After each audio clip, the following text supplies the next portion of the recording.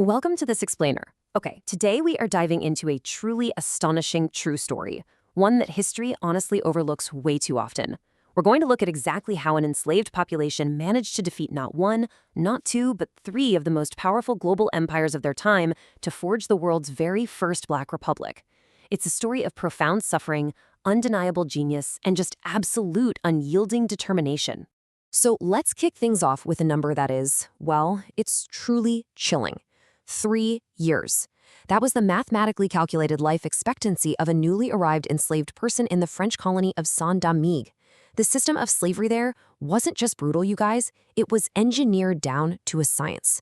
They quite literally worked people to death simply because it was cheaper to replace human lives than to actually sustain them. Here's the roadmap for our historical epic today. 1. The wealthiest, cruelest colony. 2. The spark of revolution. 3. The rise of Toussaint Louverture. 4. Toussaint's rule and betrayal. 5. Enter Dessalines, uncompromising war. And finally, 6. The first Black Republic. Section 1. The wealthiest, cruelest colony. The brutal foundation of Saint-Domingue. Back in the late 18th century, Saint-Domingue wasn't just another island. It was the absolute sugar capital of the Americas. We're talking the wealthiest place in the Western Hemisphere. But of course, that wealth was rooted entirely in human capital. The demographic imbalance here was explosive. 500,000 enslaved people vastly outnumbered the white colonists 12 to 1. 12 to 1! That is a terrifying ratio for any oppressor, which meant the dominion of the master had to be maintained through absolute, relentless terror. The daily reality was frankly horrifying. As observers from the time noted, the leaves of the sugarcane are just like minuscule saws. When workers sweat, the cuts burned, and the labor was just endless. But the physical toll of the sugar plantations was really only part of it. Planters used systematic torture, what they actually called rational management. They calculated that 25 lashes, administered slowly over 15 minutes, made a deeper psychological impression than 50 fast ones. Just take a second to imagine an economic system where spreadsheets calculated human torture. It was a world where human life was assigned zero value. Section 2. The spark of revolution. Liberty, equality, brotherhood. Meanwhile, back in Europe, the French Revolution had just erupted with chants of liberty, equality, brotherhood, bringing these radical new ideas of inherent human rights. And these seemingly distant ideals triggered a massive, totally unintended domino effect on the island of Saint-Domingue. Now, people often think news moved super slowly back then, but the ocean was essentially the 18th century highway. Ships were constantly moving back and forth. And the very first people sailors would talk to when unloading their ships in the Caribbean were the enslaved workers. So reports of the events in Paris were being discussed right alongside the brutal labor of the docks. The idea spread like wildfire. So the crucial point here is that this powder keg finally ignited. In August 1791, a voodoo priest named Boukman Doody called a secret gathering at Bois Caiman, which sparked the revolution. And it moved fast. Within days, the rebel ranks swelled from 1,000 to 20,000. They sought to completely dismantle the mechanisms of their oppression, burning down 184 sugar plantations and 1,000 coffee farms. It was a fiery cataclysm. In fact, people on ships anchored miles away reported being able to read their mail at night just by the light of the blazing plantations. Wow. Section 3. Rise of Toussaint Louverture. The Black Spartacus emerges. Out of all this incredible chaos, our first architect of freedom emerges. Toussaint Louverture was a brilliant, formerly enslaved man who essentially acted as the mastermind CEO of the revolution. He once famously declared, "I was born a slave, but nature gave me the soul of a free man." Louverture was deeply educated in both African and European culture. He was heavily inspired by radical French Enlightenment thinkers like Abbé Raynal, who had actually predicted the rise of a Black Spartacus. Louverture possessed this totally unique ability to see possibilities where everyone else saw absolutely none. Louverture's strategic maneuvers were, well, they were dizzying. He was essentially playing 3D chess with global empires. In 1791, when the uprising began, he actually first went back to protect his former master's family.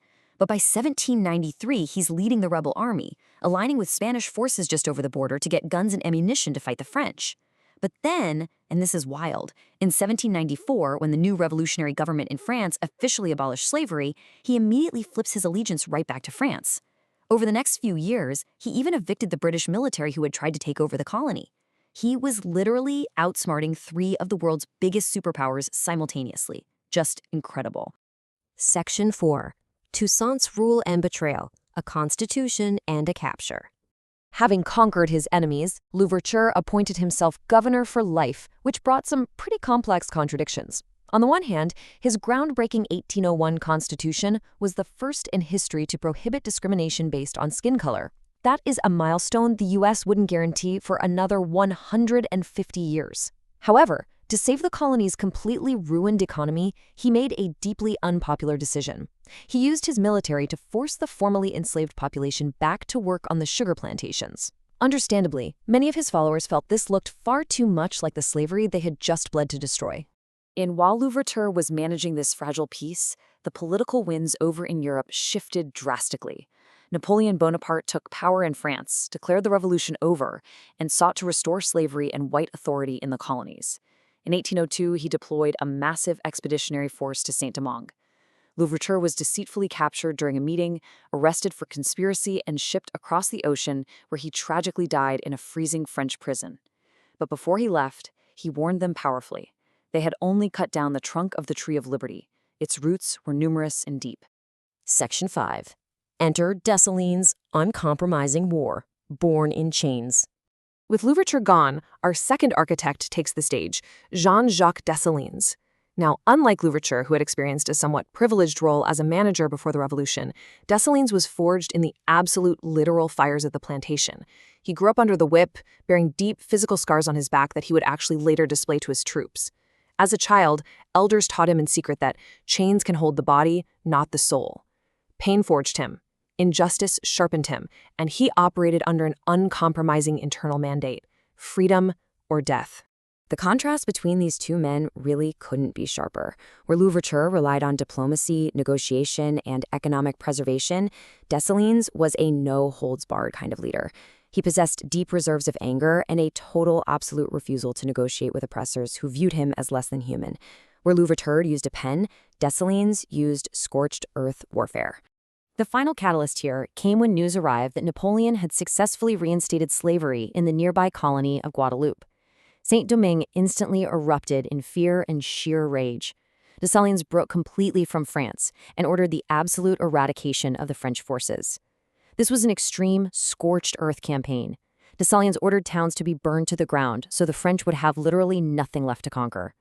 One fleeing colonist described looking back and seeing 10 square leagues of country burning like volcanoes.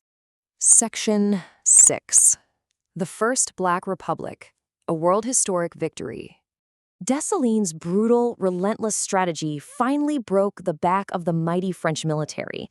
The final toll was completely devastating for France. A staggering 50,000 French soldiers died in the campaign. To put that into perspective, that was a massive chunk of Napoleon's forces. In 1803, his army was utterly and ultimately defeated. The enslaved population had won. The emblem of an independent Haiti demanded liberty or death. You see, this wasn't just an anti-colonial war where a territory sought independence. This was a complete, absolute triumph over the very institution of slavery. It was a profound statement to the world that an economy based on forced labor would simply not be permitted to stand. I want to leave you with this provocative thought as we wrap up today's explainer. What happens when a revolution truly demands that human rights must apply to all people? The Haitian Revolution fundamentally challenged the deep hypocrisy of the global empires of its time.